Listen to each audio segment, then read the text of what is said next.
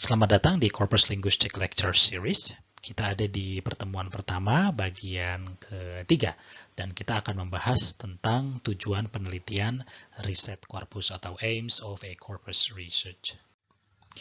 Berikut adalah topik-topik yang akan kita bahas pada video kali ini. Ya, jadi yang pertama adalah riset corpus itu ya sama dengan riset. Ya. Kemudian yang kedua adalah pada bagian analisis. Ketiga, construction atau pembuatan korpus itu sendiri. Kemudian yang keempat adalah pemrosesan. Kemudian bagian kelima adalah metodologi-metodologi yang baru atau pembaharuan satu metode atau beberapa metode. Jadi di sini saya berpendapat bahwa riset korpus itu adalah salah satu jenis riset. Ya, jadi seperti riset pada umumnya, pasti kita harus memiliki tujuan ketika kita melakukan riset korpus. Ya, tidak hanya riset korpus saja, tapi misalnya kita melakukan riset di bidang kependudukan, riset di bidang ekonomi, riset di bidang antropologi, maka sebelum melakukan harus sudah ada tujuannya dulu. Ya. Biasanya tujuan itu dijabarkan dalam bentuk pertanyaan research, ya, pertanyaan riset atau research questions. Ada juga riset yang tujuannya adalah menguji satu hipotesis atau teori atau pendekatan atau teknik. Ya, misalnya kita memiliki sebuah hipotesis bahwa kata-kata tertentu ini lebih banyak digunakan oleh orang tua dibandingkan oleh anak-anak muda, atau misalnya kita ingin menguji teori yang menyatakan bahwa ada speech level tertentu yang tingkat penguasaannya sudah semakin rendah, ya, seiring dengan berjalannya waktu, seperti itu. Nah, ada juga riset termasuk riset korpus yang tujuannya adalah menciptakan sesuatu atau memodifikasi sesuatu. Jadi misalnya kita melakukan riset korpus untuk membuat satu program, ya, atau kita ingin memodifikasi satu program. Jadi kita bisa membuat satu program yang benar-benar baru atau memodifikasi program yang sudah ada, misalnya dengan menambahkan fitur-fitur tertentu yang bisa membantu para peneliti untuk melakukan teknik analisis korpus. Ya, jadi kurang lebihnya demikian untuk tujuan. Ya, jadi sebuah riset korpus itu sama dengan riset pada umumnya, di mana kita harus jelas dulu tujuannya. Kemudian seperti riset pada umumnya, riset korpus juga membutuhkan objek. Ya, nah, objeknya di sini apa? Objeknya di sini tentu saja data korpus. Ya, data korpusnya bagaimana? Apakah data korpus yang lisan, tulisan, kemudian data korpus secara historis, atau kita ingin mengamati satu fenomena secara sinkronik, dan sebagainya. Jadi objeknya juga harus ada. Kemudian selanjutnya adalah instrumen dan prosedur. Jadi alat-alat serta prosedur penelitiannya juga harus kita siapkan. Misalnya kita ingin menggunakan program analisis korpus tertentu dan kita ingin mengkombinasikannya dengan program lain, itu sangat dibolehkan sekali. Ya, jika kita ingin melakukan sesuatu yang tidak ada fiturnya di program analisis korpus, maka mau tidak mau kita harus menggunakan program yang lain. Ya, jadi misalnya di program analisis korpus memang biasanya ada analisis statistik, ya, analisis kuantitatif. Tapi misalnya kita ingin analisis kuantitatif yang tidak ada atau yang belum disediakan di program tersebut. Nah, ada dua pilihan. Kita bisa menunggu sampai developer program tersebut mengembangkan fitur tersebut, ya, atau kalau kita memang diburu waktu, kita harus segera menyelesaikan penelitian, ya kita gunakan program lain, ya, untuk membantu kita, misalnya SPSS misalnya, ya, yang cukup sering digunakan di dalam pengolahan data statistik. Ya, jadi saya sebutkan tadi ada program analisis korpus, bukan berarti Anda hanya harus menggunakan program tersebut di dalam riset korpus. Kemudian masalah prosedur nanti akan kita bahas. Jadi ada beberapa prosedur yang biasanya, ya, yang lazimnya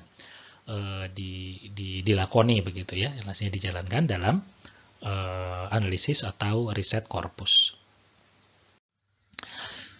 Untuk riset korpus sendiri saya bagi menjadi beberapa kategori ya. Nah, kategori yang pertama itu adalah jenis riset korpus yang saya sebut sebagai analisis. Nah, ini adalah jenis riset yang paling sering diimplementasikan oleh linguis, oleh ahli bahasa. Jadi mereka menggunakan data korpus dan menganalisis data korpusnya.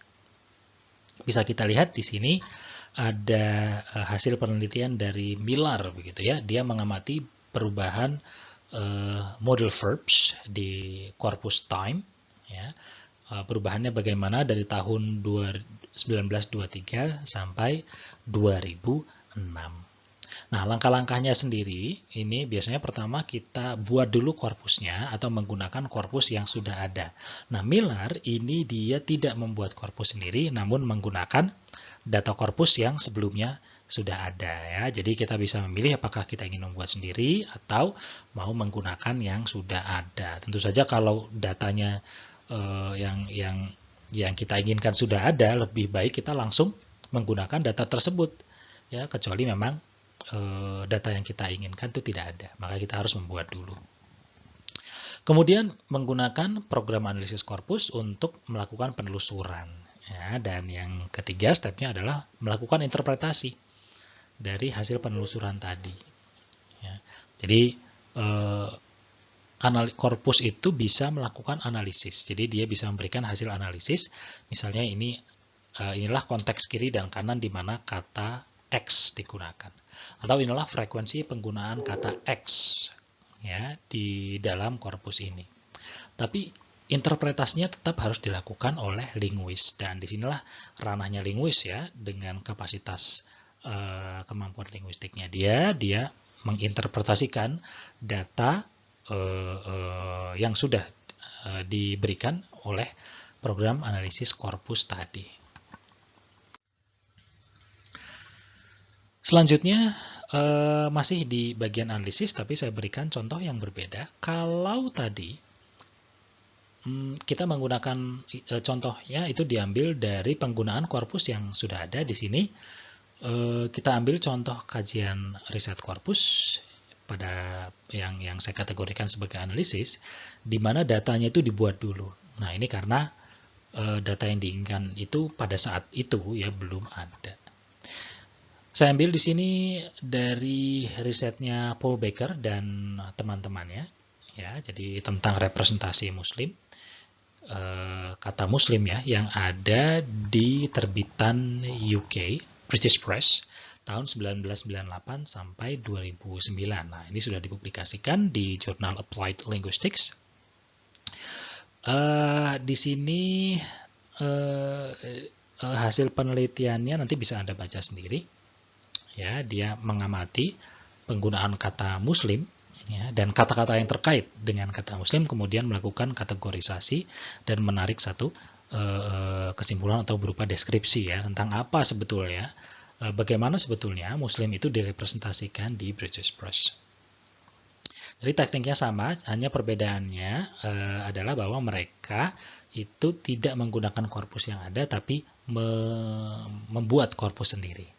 Nah, di sini korpusnya dikumpulkan dengan menggunakan program juga, namanya LexisNexis. Ya. Nah, nanti mungkin bisa Anda cari di internet. Tapi setahu saya program ini untuk menggunakannya Anda harus terkoneksi dengan satu institusi. Ya, jadi tergantung institusinya berlangganan program tersebut atau tidak. Saya tampilkan salah satu hasil analisisnya. Di situ ada contoh penggunaan kata Muslim community, ya, di mana Muslim itu digambarkan sebagai komunitas yang gampang tersinggung. Jadi ini bisa dilihat ya konteks kiri dan konteks kanannya. Ada kata-kata seperti resentment, ada uproar, upsetting, ya, antagonizing, ya, go down badly, ya, anger, violence, dan sebagainya, insulting, dan sebagainya. Nah, inilah salah satu hasil temuannya dari Paul Baker dan kawan-kawan. Kalau Anda tertarik mau membaca lebih lanjut, silahkan bisa cari di internet. Paper ini setahu saya ini open access ya. Sejauh ini kita sudah bahas dua paling tidak dua varian atau dua prosedur bagaimana melakukan analis riset korpus yang berjenis analisis. Tapi tentu saja masih banyak varian-variannya ya. Misalnya di sebelah kiri ya, misalnya kita belum punya ide penelitian, kita bisa browsing-browsing aja nih, browsing-browsing korpus yang sudah ada. Ya, kemudian kalau kita sudah ada hasil, sudah ada ide misalnya, oh kita ingin meneliti penggunaan kata X nih, maka kita bisa memperbaiki teknik penelusuran kita dan kemudian melakukan interpretasi hasil analisis yang sudah diberikan oleh program tadi ya. Atau kita juga bisa lakukan variasi yang lain seperti yang ada di sisi kanan. Kita bisa baca previous tadi, kajian-kajian yang sudah ada dilakukan, yang sudah pernah dilakukan. Jadi kalau sebelumnya tadi kita langsung ke korpusnya, ini kita baca kajiannya dulu ya. Kemudian kita bisa ganti korpusnya. Jadi kalau kajian sebelumnya meneliti korpus A, kita meneliti korpus B, kita replikasi prosedurnya, kita lakukan penelusuran ulang, ya. Nanti kita lakukan interpretasi hasil analisis. Nah, kemudian nanti bisanya dibandingkan apakah sama dengan kajian sebelumnya atau tidak. Ada di dalam linguistik sendiri replikasi ini cukup apa ya? Bukan cukup sering ya, maksudnya valid lah untuk dilakukan begitu. Jadi Anda bisa mereplikasi ya studi A, studi tertentu yang dilakukan pada korpus A, Anda bisa aplikasikan pada korpus B yang mungkin rentang waktunya berbeda. Ya, kemudian bisa Anda lihat hasilnya. Bahkan di kajian yang sebelumnya tentang representasi Muslim di media di UK, itu setahu saya sekarang sudah ada perkembangannya. Jadi penulis yang sama, salah satu saya rasa ya, tidak semuanya mungkin, itu dia melakukan penelitian ulang dengan data yang lebih update. Jadi kalau tadi kan datanya 2003 sampai 2000 sekian ya, maka dia melakukan data di periode waktu yang berbeda. Nah, kemudian melihat apakah ada pergeseran ya, bagaimana kaum muslim itu direpresentasikan di media-media di UK. Ini juga bisa menjadi satu penelitian yang cukup menarik menurut saya. Sekarang kita beralih ke ranah yang lain. Kalau sebelumnya kita membahas riset korpus di ranah analisis, sekarang ini kita membahas riset korpus di ranah konstruksi atau betul-betul pembuatan korpusnya. Nah, inilah yang menurut saya salah satu jenis riset korpus yang paling berguna karena menyediakan data. Ya, dan data ini kalau kita buat open access akan diakses oleh banyak orang. Dan semoga memberikan manfaat begitu ya. Saya beri satu contoh yaitu British National Corpus 2014 khusus yang spoken ya. Ini bisa Anda lihat citasinya atau referensinya dari Robbie Love tahun 2020 ya, dia tesis PhD-nya tentang pembuatan spoken British National Corpus, walaupun yang melakukan sebetulnya adalah tim begitu ya. Tahapannya paling tidak ada 3 ya. Yang pertama adalah desain dulu. Jadi korpus seperti apa yang ingin kita buat, bagaimana cara pemerolehan datanya, informasi apa saja yang harus kita kumpulkan, baik informasi linguistik ataupun metalinguistik. Kemudian setelah desainnya sudah jadi, maka kita implementasikan ya. Jadi kita mengumpulkan data. Mengumpulkan data ini bisa secara manual, bisa secara otomatis ya menggunakan program atau gabungan antara keduanya. Dan selanjutnya adalah publish. Publish di sini bukan berarti publish paper ya, tapi kita melakukan rilis ya, rilis korpus ya agar bisa diakses oleh orang lain. Tapi kadang-kadang tidak semua korpus itu harus dirilis. Jadi ada korpus yang memang digunakan untuk internal saja. Jadi misalnya kita membuat korpus tertentu hanya untuk keperluan penulisan tesis. Ya, tidak harus kita publikasikan korpusnya. Ya, hanya cukup kita simpan saja. Itu juga boleh. Hanya saja kalau kita publikasikan mungkin akan lebih banyak manfaatnya. Ya, tapi tidak wajib. Ya, tidak semua data korpus itu harus dibuat open access. Ya. Bahkan ada beberapa data korpus itu yang komersil. Ya. Jadi misalnya Collins Corpus, setahu saya itu dia masih komersil. Jadi Collins Corpus ini adalah data corpus yang digunakan untuk pembuatan kamus ya. Kamusnya sendiri kan komersil, sehingga data korpusnya itu setahu saya juga masih komersil. Kalau Anda ingin mengakses, maka harus membayar atau harus berlangganan ya. Nanti akan kita bahas pada pertemuan yang lain. Contoh riset korpus berjenis konstruksi yang lain adalah Ignale. Nah, ini kebetulan saya terlibat di dalamnya. Tahapannya sama, yaitu design, collect, kemudian publish. Hanya saja saya fokus di pengumpulan data ya, karena di sini saya tidak bekerja sendiri ya, sudah ada project leadernya, Profesor Shin Ishikawa dari Kobe University di Jepang. Jadi dia membuat desainnya. Kemudian saya mengimplementasikan. Jadi saya yang bertugas sebagai pengumpul datanya di Indonesia, dan saat itu saya terlibat di pengumpulan data yang lisan ya, baik yang monolog maupun yang dialog. Nah, ini tantangannya lebih sulit ya daripada pengumpulan data yang lisan. Kalau pengumpulan data lisan itu tinggal kita kasih tugas ke mahasiswa, kemudian nanti tugasnya dikumpulkan melalui email atau melalui media yang lain, kita sudah dapat datanya. Nah, tapi saya kebetulan joinnya untuk pengumpulan data yang cukup sulit ya. Jadi harus melakukan wawancara, ya, harus merekam dan sebagainya. Ya, nanti ada masalah-masalah teknis juga bisa muncul misalnya sudah siap semua materi ya, sudah siap semua instrumen, ketika si respondennya mau direkam ternyata mati lampu dan baterai perekamnya habis begitu. Nah, inilah kadang-kadang ada faktor-faktor non teknis yang perlu kita perhatikan dalam pengumpulan data, dan ini tidak kalah pentingnya dari faktor-faktor teknis tadi seperti desain dan prosedur pengumpulan data. Baik, kita lanjut ke slide berikutnya. Setelah kita membahas riset korpus yang berjenis analisis dan konstruksi, ada juga riset korpus yang tujuannya adalah untuk pengembangan software. Ya, baik membuat ataupun memperbaiki, menambahkan fitur begitu ya. Tahapannya paling tidak ini bisa saya bagi menjadi 3, yaitu tahap desain, kemudian tahap pembuatan software itu sendiri. Tentu saja ini nanti ada bagian-bagian yang lebih kecil ya.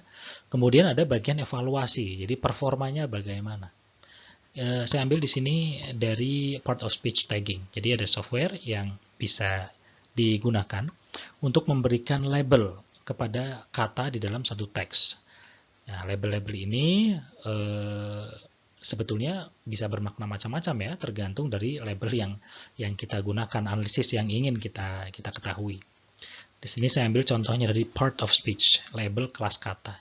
Jadi ada program yang dinamakan post tagger atau part of speech tagger yang bisa melabeli kata-kata yang dalam satu teks dengan kode-kode kelas kata. Jadi misalnya bisa kita lihat di situ she, kodenya adalah PRP, pronoun ya. Kemudian shells, ya itu adalah kodenya adalah VBZ ya, kata kerja sepertinya ini. Kemudian she shells ada NNS, NN itu nomina, S itu plural ya, jadi nomina yang plural dan sebagainya dan sebagainya. Dan program ini bisa melakukan pelabelan tersebut secara otomatis.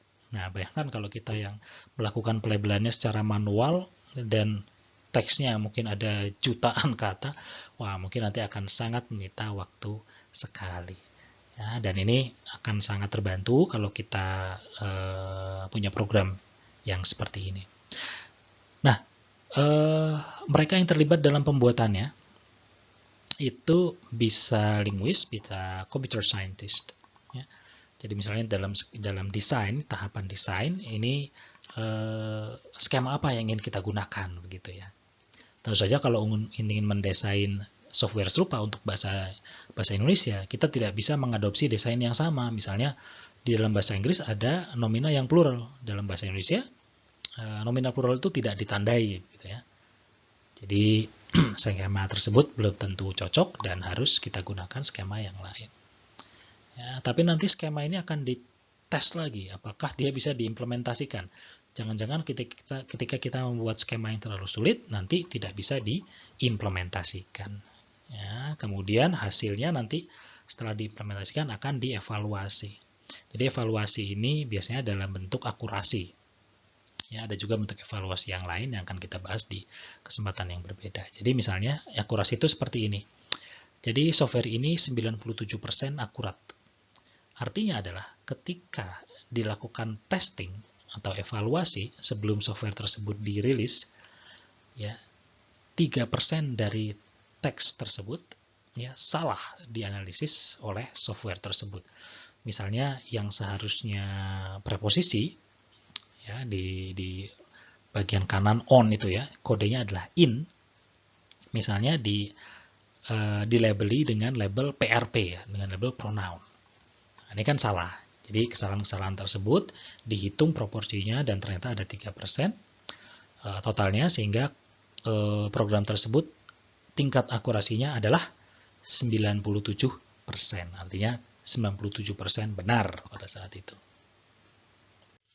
Contoh pengembangan software yang lain adalah seperti ini dari CKP Web. Bisa kita lihat bahwa di CKP Web kita bisa dengan cukup nyaman untuk menelusuri korpus dan melihat kalau di sini ada konteks kiri dan konteks kanan dari kata yang kita telusuri. Nah, ini membutuhkan kepakaran tertentu dalam bidang pengembangan software ya, untuk kita bisa mendapatkan hasil yang seperti ini. Dan itu juga menjadi satu value ya, satu value dalam penelitian korpus. Jadi kalau misalnya Anda tidak begitu ahli dalam hal analisis, dalam hal konstruksi, tapi Anda cukup pandai atau cukup berbakat di dalam pengembangan software, maka mungkin ranah ini cocok untuk Anda, begitu ya. Karena jarang sekali ada seorang peneliti yang semuanya bisa, begitu ya, semua bidang bisa.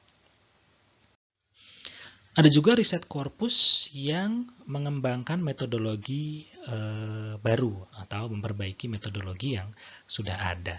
Jadi bisa kita lihat di sini di bagian kiri itu ada beberapa daftar ya. Ini sebetulnya adalah daftar perhitungan statistik, skor statistik ya. Jadi ada skor statistik yang berjenis mutual information, MI3, Z-score dan lain-lain. Nah, Andrew Hardy ini salah satu tokoh yang cukup terkemuka ya, cukup terkenal di bidang linguistik korpus dan kebetulan pembimbing PhD saya. Itu dia menemukan atau membuat satu penghitungan skor statistik yang baru ya, yang dia namakan log ratio. Nah, jadi kalau Anda misalnya menemukan satu metode baru ya, nah, itu bisa Anda buat sebagai topik penelitian.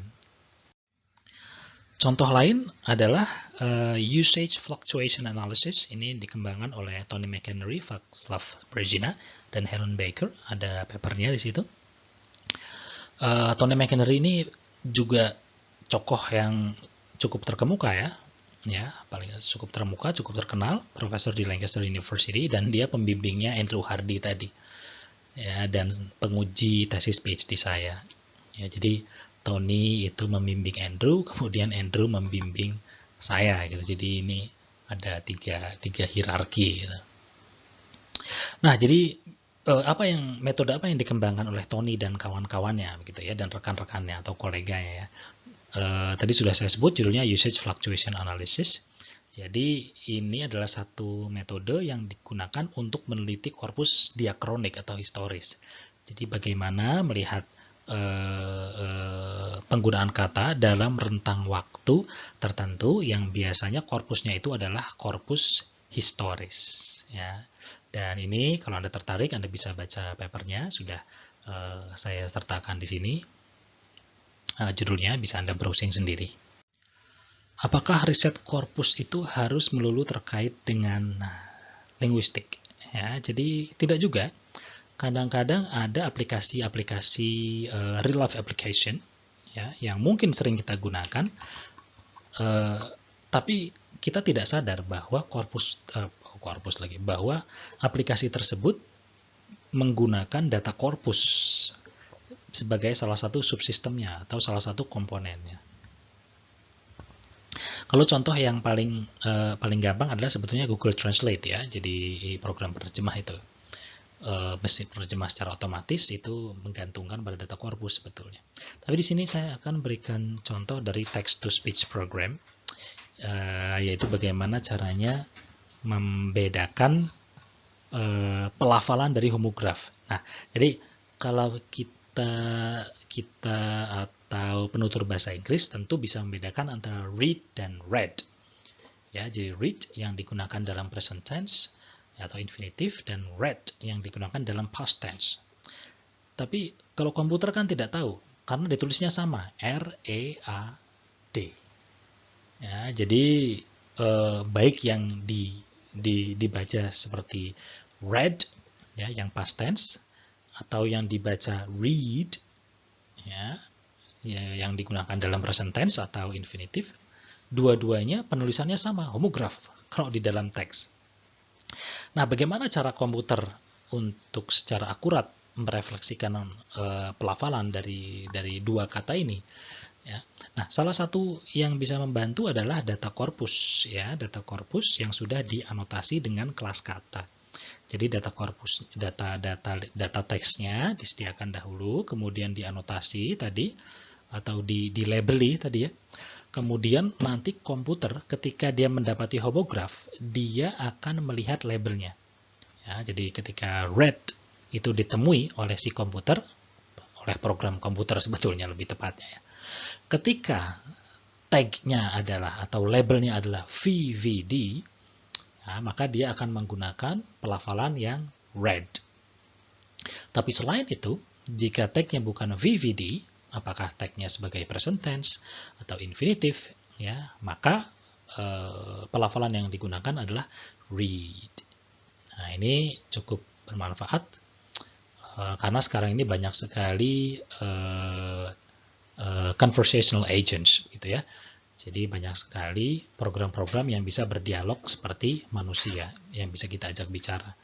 Nah, itu nanti dia bisa melakukan pelafalan dengan akurat dengan bantuan dari text-to-speech program ini. Jadi memang tidak secara langsung dan biasanya terkubur cukup dalam ya di background gitu. Dan kita hanya tahunya bahwa program ini bisa melakukan fungsi A, B, C, dan D. Ya, tapi ini satu contoh tadi saya berikan, semoga cukup mudah dipahami ya. Bagaimana data korpus atau program analisis korpus itu bisa membantu aplikasi-aplikasi real life applications yang ada di sekitar kita. Baik, jadi ini adalah ringkasan dari video kali ini. Kita sudah bahas tadi tentang riset korpus, ya, yang kurang lebih sama dengan riset-riset yang lain ya. Saya sudah bahas persamaannya dibandingkan perbedaannya, ada tujuan penelitian, ada objek, ada instrumen, dan ada juga prosedur. Kemudian saya membagi ranah-ranah riset korpus menjadi beberapa bagian. Ada yang analisis, konstruksi, pembuatan korpus ya. Kemudian ada processing, ya, pembuatan software untuk proses korpus tersebut. Kemudian ada juga yang mengembangkan metode riset korpus itu sendiri. Ya, dan saya juga tadi menambahkan satu bagian, yaitu di mana riset korpus itu bisa membantu real life applications sebagai subsystem atau sebagai database program-program yang mungkin tidak kita sadari cukup sering kita gunakan. Berikut adalah referensi yang saya gunakan untuk membuat slide-slide yang ada di pertemuan pertama. Jadi ini referensi yang saya gunakan untuk membuat slide, baik yang di video di pertemuan pertama, kedua, maupun ketiga tadi. Demikian pertemuan kali ini, video kali ini. Jika ada pertanyaan, silahkan cantumkan di kolom komentar di bawah, atau Anda juga bisa email saya. Terima kasih sudah menyimak video ini. Sampai jumpa di video berikutnya.